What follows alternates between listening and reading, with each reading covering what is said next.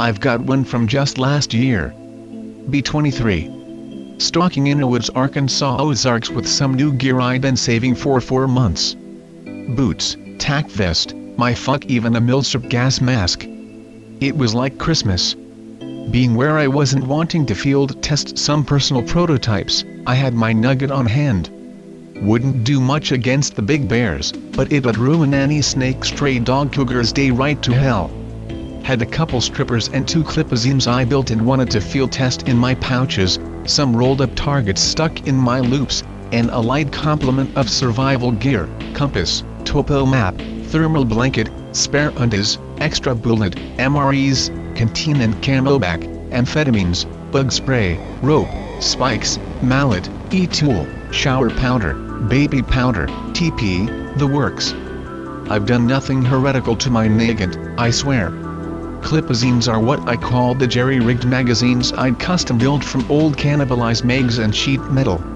They fit right onto any nugget's feet if you pull the flare plate out. I've also done some Heinlein-esque mods to my gas mask, an airtight at least now water feed. But I digress. Basically practicing for the inevitable commie/capitalist/Jew/goyim/beaner/cracker/Chinese/Korean/Canadian/Ktorn invasion. I was having a fucking great time romping around the woods, playing with my FOV in the mask, testing the reliability of the clipazines, generally having fun. I wandered next to a creek bed and decided it was time to practice my guerrilla tic-tacs. It was late summer early fall, so no danger of getting my gear wet in the non-existent stream shit was in more danger of water damage from my sweat.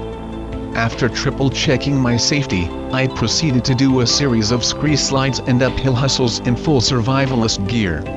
Needless to say I got winded right quick.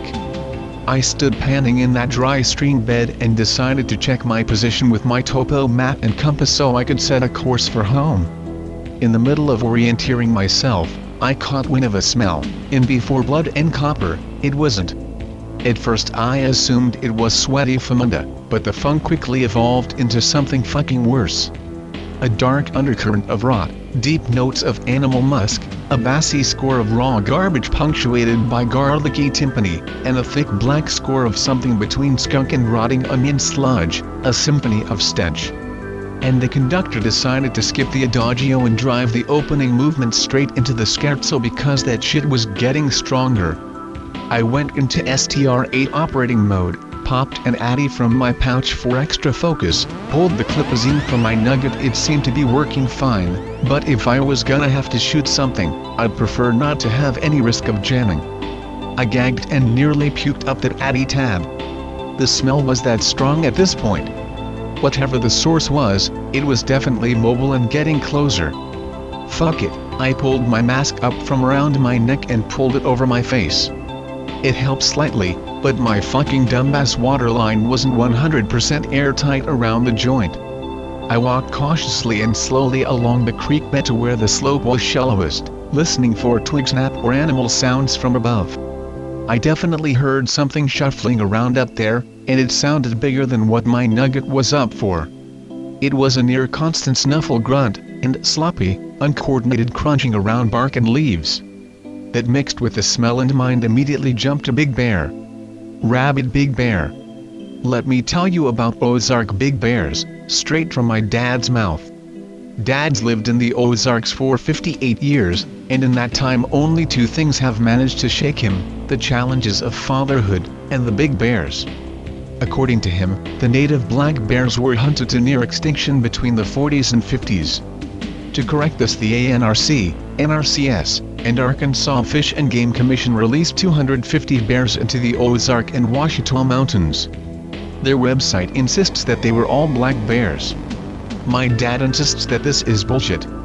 According to him, more than a few of the bears released into the Ozarks had been brown bears, and that they had interbred with the few remaining locals and the reintroduced blacks. Thanks to a little phenomenon known as hybrid vigor, the resulting offspring were bigger and meaner than their parents, and, fuck me, were also fertile. When I asked him to prove it, he simply left the summer porch, went upstairs, and came back with a manila folder labeled BB. He pulled out a couple Polaroids and asked me to take a look. I saw a big, black and brown something rooting around behind a clothesline. Dad directed my attention to the clothesline about 50 feet away from us, strung between two poles about 5-6 off the ground. The same clothesline in the picture. The something's shoulder was about a fart's length under the line, despite being in the goddamn background. I looked through the other pictures, one of them rooting in the trash, another barely concealed by trees, all of them slightly shaky. Detail was hard to come by, but I was convinced. My dad told me two things about how to avoid getting my shit shredded by the big bears. 1. Big bears are stupid as shit, something to do with them being hybrids. This makes them more dangerous than other bears, because they ain't afraid of you. This also makes them smell like shit, and you'll smell them coming a mile off.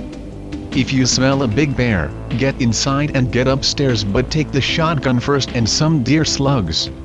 And 2, if you do see a big bear, and you ain't at home, or you ain't got a shotgun loaded with slugs, hide up a tree if you can. They're faster than you, and it ain't no use running.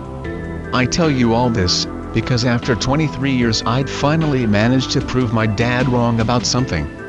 Well, half wrong. There's something in the Ozarks that match my dad's pictures of big bears, but whatever they are, they sure as fuck aren't bears. Back to the woods. I would have stayed in that creek bed and waited for the something to fuck off on its business, but the light was already slanting through the trees, and as bad as my dad made big bear sound, I sure as tits didn't want to be stuck with a goddamn rabbit one after dark. I instead opted to climb up the opposite edge of the creek bed.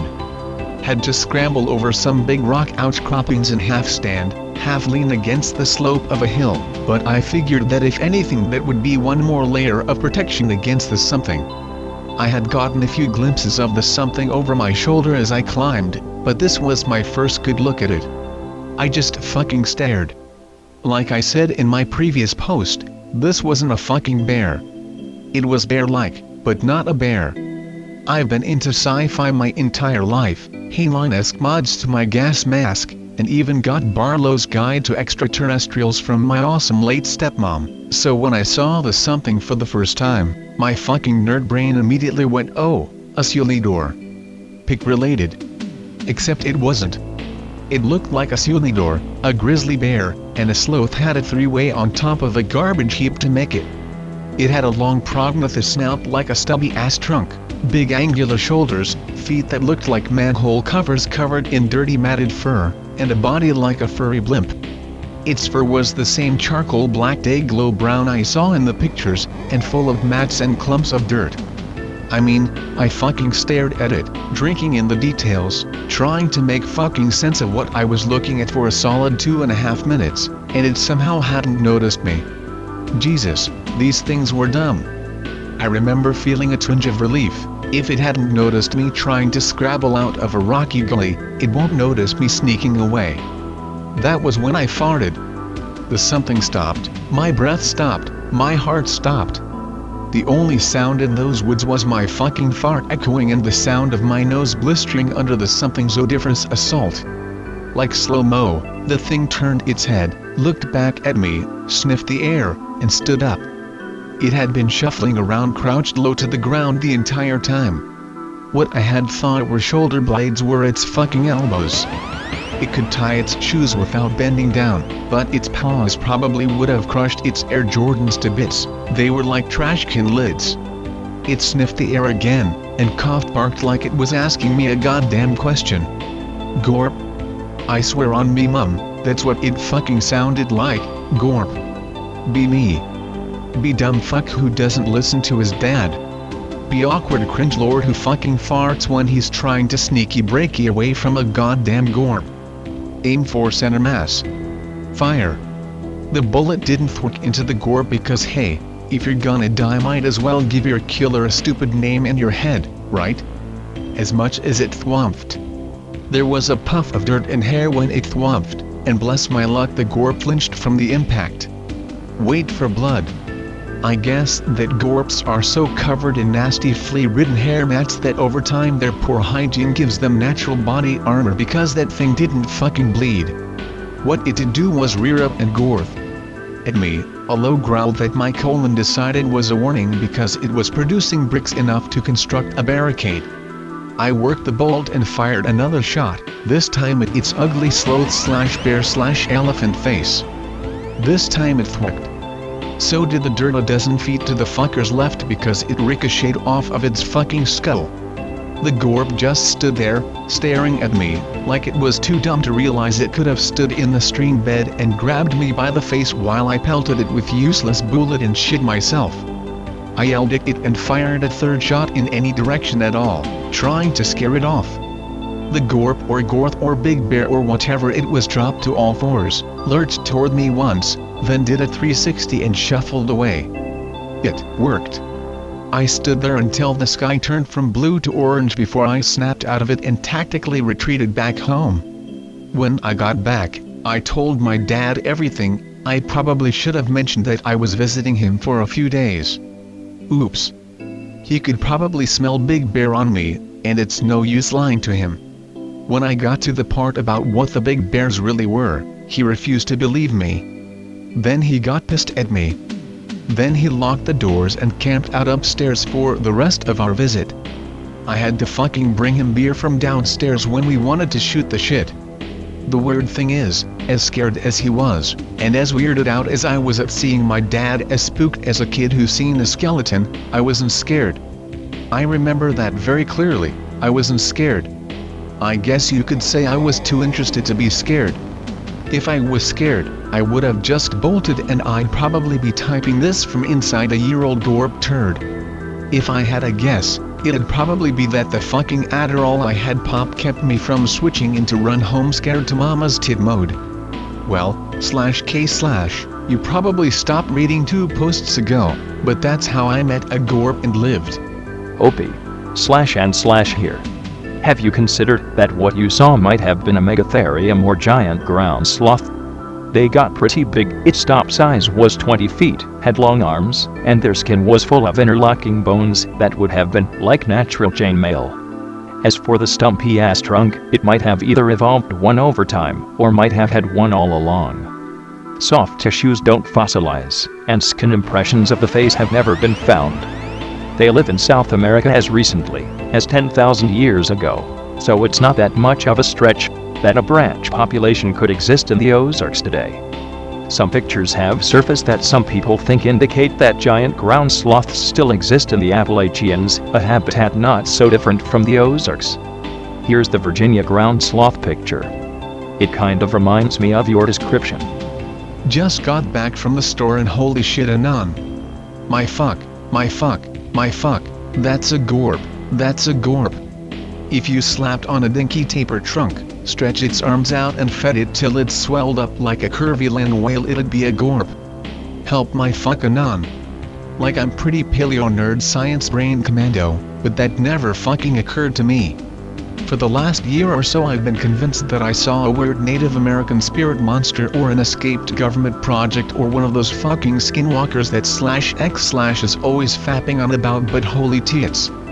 There are goddamn giant ground sloth living in the Ozarks. I gotta call my dad.